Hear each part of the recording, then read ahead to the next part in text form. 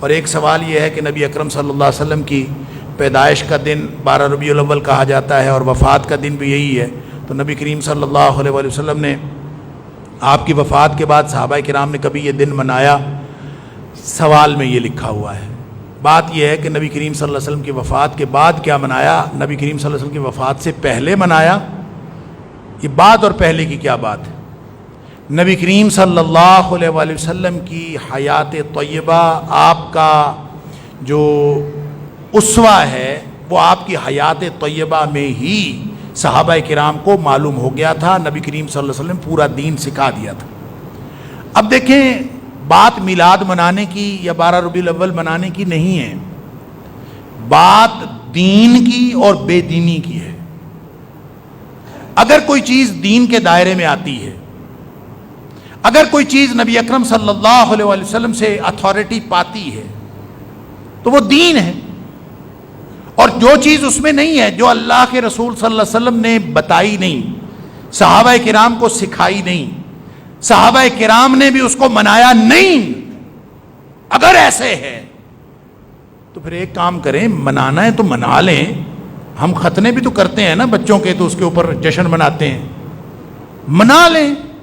کوئی تقریب کرنی ہے کر لیں، لیکن اس کو دین تو نہ کہیں۔ اگر اس کو معاشرتی رواج سمجھ کے کوئی کہے کہ ہمارے خاندان کا رواج ہے کہ ہم نے ایسے کرنا ہے، کہ ہم سالگرہ مناتے ہیں، ہم نے نبی کریم صلی اللہ علیہ وسلم کی سالگرہ بھی منانی، ہم نبی کریم صلی اللہ علیہ وسلم کے آنے کی ہمیں بڑی خوشی ہے، ہم خوشی بنانے کا ہمارا اپنا طریقہ ہے، ہم چائنا سے آئی ہوئی لائٹیں لگا کے نبی کریم صلی اللہ علیہ وسلم کے ساتھ اپنی محبت کا اظہار کرنا چاہتے ہیں، کر لے کوئی، لیکن اس کو دین تو نہ کہے۔ جب اس کو دین کہے گا تو پھر اس پر مہر مدینے والے کی ہوگی تو وہ دین ہوگا، نہیں ہوگی تو وہ دین نہیں ہوگا۔ لہذا منانے پہ تو ہمیں اعتراض ہی کوئی نہیں، کوئی منانا چاہتا تو منائے، وہ اس کا جواب اللہ کو خود دے گا کہ صحیح ہے یا غلط ہے۔ مجھے تو کوئی اعتراض نہیں ہے، کوئی اگر کہے کہ مجھے نبی کریم صلی اللہ علیہ وسلم کی اس دنیا میں آمد کی خوشی منانی ہے تو بھی منا لو، تم نے ڈھول بجانا ڈھول بھی بجا لو، تم نے ناچ گانا کرنا وہ بھی کر لو، لیکن قیامت والے دن جواب خود ہی کر دینا اللہ تعالیٰ کو۔ کیا یہ طریقہ نبی کریم صلی اللہ علیہ وسلم نے سکھایا تھا؟ کیا اس طرح سے نبی کریم صلی اللہ علیہ وسلم کی تشریف آوری کی خوشی صدیق اکبر نے منائی تھی؟ کیا عمر فاروق رضی اللہ تعالیٰ نے منائی تھی؟ کیا عثمان غنی رضی اللہ تعالیٰ اور علی مرتضیٰ رضی اللہ تعالیٰ نے منائی تھی؟ صحابہ کرام کا دور 1 صدی ہے، تقریباً 1 صدی۔ 11 ہجری میں نبی اکرم صلی اللہ علیہ وسلم اس دنیا سے تشریف لے گئے۔ کہا جاتا ہے کہ آخری صحابی حضرت طفیل، ان کا انتقال رضی اللہ تعالیٰ عنہ 110 ہجری میں ہوا ہے۔ صحابہ کرام اس دنیا میں کتنا عرصہ رہے؟ 1 صدی۔ تو جو کام کسی صحابی نے دین قرار نہیں دیا، یہ پاکستان کا مسلمان اس کو دین کیسے قرار دے سکتا ہے؟ لہذا منانا نہ منانا ایشو ہی کوئی نہیں ہے، اس کو دین قرار دے۔ دیکھیں، کوئی آدمی اپنے بچے کی سالگرہ منا رہا ہوتا ہے، کوئی اس کو شریعت کا مسئلہ نہیں بناتا، کوئی اس کے اوپر اعتراضات نہیں کرتا، کوئی اس کو نہ منانے کے حق میں دلائل نہیں دیتا۔ وہ کہتا ہے اس نے بچے کے پیدائش میں خوشی کر لی ہے، سالگرہ کر رہا ہے، چلیں جھنڈیاں لگا لی ہیں، چلیں لائٹنگ کر لی ہے، چلیں اس نے کیک کاٹ لیا ہے، چلیں اس نے انگریزوں کی مشابہت بھی کر لی ہے، تو چلیں کوئی بات نہیں، خوشی منا لی ہے، اللہ اس کے گناہ معاف فرمائے۔ ہم یہی کہتے ہیں نا، تو یہی بات میلاد منانے والوں کے حق میں ہم کہتے ہیں کہ انہوں نے خوشی منا لی ہے تو کوئی حرج نہیں، انہوں نے کیک کاٹ لیا ہے تو کوئی حرج نہیں، اللہ ان کے گناہ معاف فرمائے۔ لیکن اگر کوئی کہے کہ یہ دین ہے اور دین کا حصہ ہے، تو پھر میرا اور آپ کا حق بنتا ہے کہ ان سے دلیل مانگیں۔ دلیل ہوگی تو مدینہ سے آئے گی، کسی اور جگہ سے نہیں آئے گی۔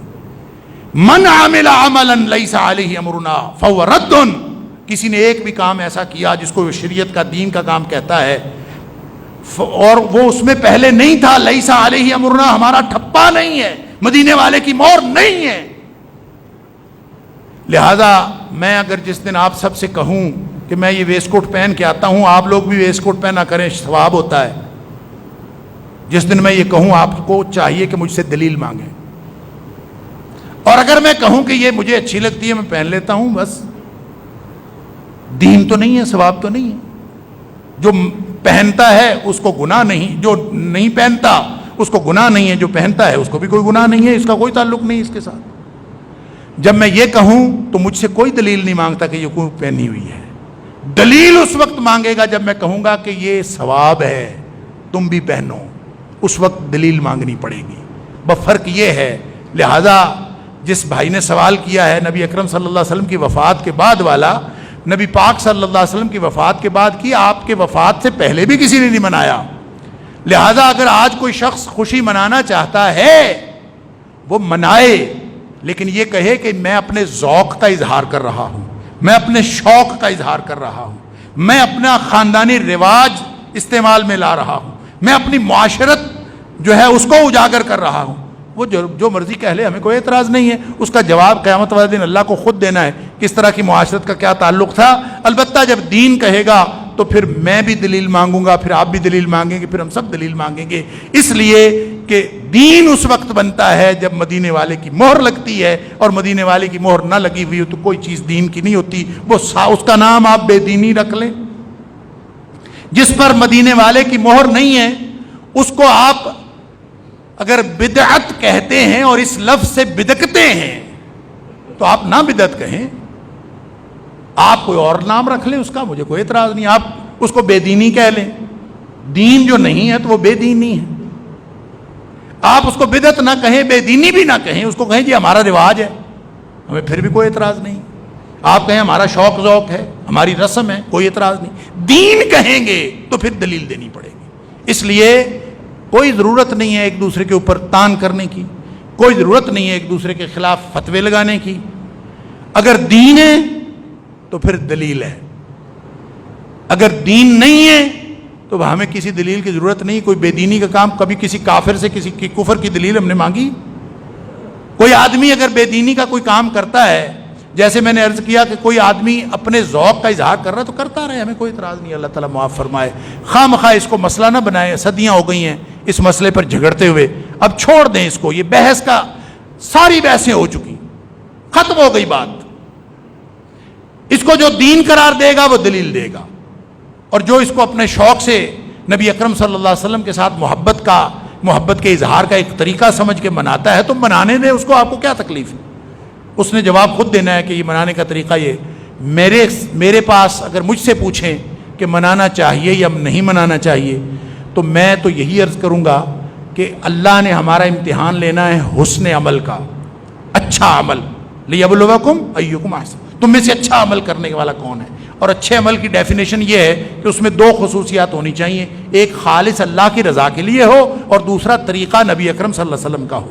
اگر یہ دونوں باتیں میلاد منانے میں شامل ہیں تو مناؤ، ہمیں کوئی اعتراض نہیں ہے۔